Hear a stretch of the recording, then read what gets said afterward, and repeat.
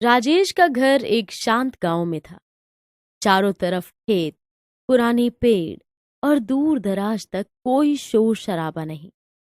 उसकी पहली पत्नी राधा की मौत एक बीमारी के चलते हो गई थी। राधा से उसे 2 बच्चे थे, बड़ा बेटा अर्जुन और छोटी बेटी पाखी। कुछ सालों बाद राजेश ने रीमा से दूसरी शादी कर ली। रीमा बाहर से तो बहुत प्यारी लगती थी, लेकिन अंदर से रीमा को अर्जुन पसंद नहीं था। उसे लग कि वो उसके और पाखी के बीच दीवार है। धीरे धीरे उसकी नफरत इतनी बढ़ गई कि उसने अर्जुन के साथ बुरा बर्ताव शुरू कर दिया। भूखा रखना, कमरे में बंद कर देना, मारना, पीटना। और एक दिन अर्जुन छत से गिरकर मर गया। सबने मान लिया कि ये एक हादसा था, लेकिन पाखी जानती थी कि उसकी मां ने उसे धक्का दिया था। कुछ महीने बाद एक रात पाखी अपने कमरे में अकेली थी। खिड़की से आती हवा से पर्दे फड़फड़ा रहे थे। तभी एक ठंडी सी फुसफुसाहट उसके कानों में पड़ी। पाखी। वो चौंक कर उठी। कौन है? मैं अर्जुन हूं, तुम्हारा भाई। भैया, लेकिन आप तो। मरा नहीं हूं, मैं बस वापस आया हूं तुम्हारे अंदर। और उसी पल पाखी की आंखें पलट गईं। उसका चेहरा बदल गया।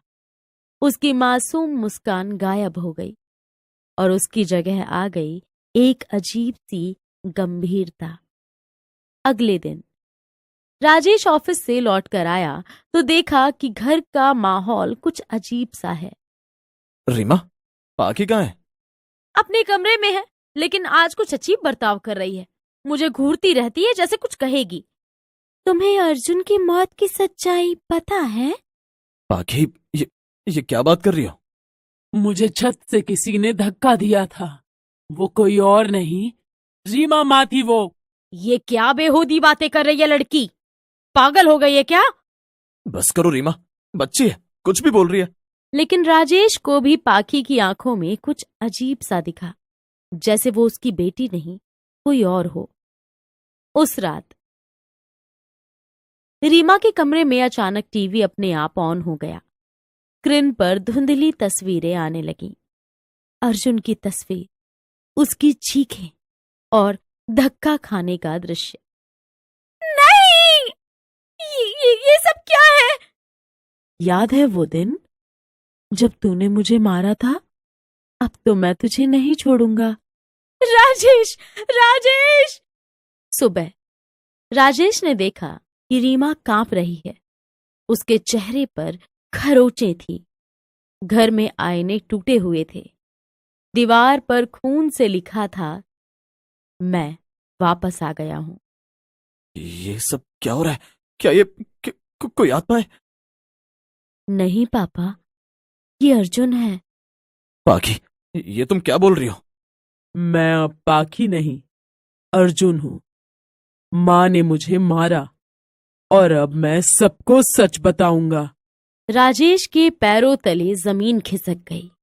उसकी आंखों में पानी आ गया। मुझे माफ कर दे बेटा, मुझे नहीं पता था कि रीमा ने ऐसा किया। कुछ दिन बाद राजेश पाखी को लेकर मंदिर गया।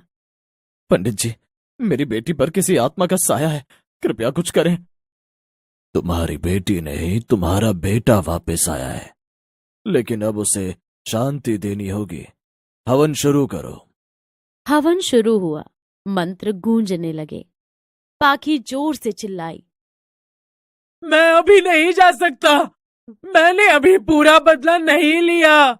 बेटा अर्जुन, तेरी बहन तुझे प्यार करती है, तेरे पिता दुखी हैं, तू अब शांति पा। पापा, मुझे माफ करना। मैं बस चाहता था कि आप जाने कि मुझे मारा गया था। राजेश रो पड़ा। पाखी जमीन पर गिर गई और थोड़ी देर बाद होश में आई। पापा, क्या हुआ? कुछ नहीं बेटा, अब सब ठीक है। रीमा को जेल हो गई।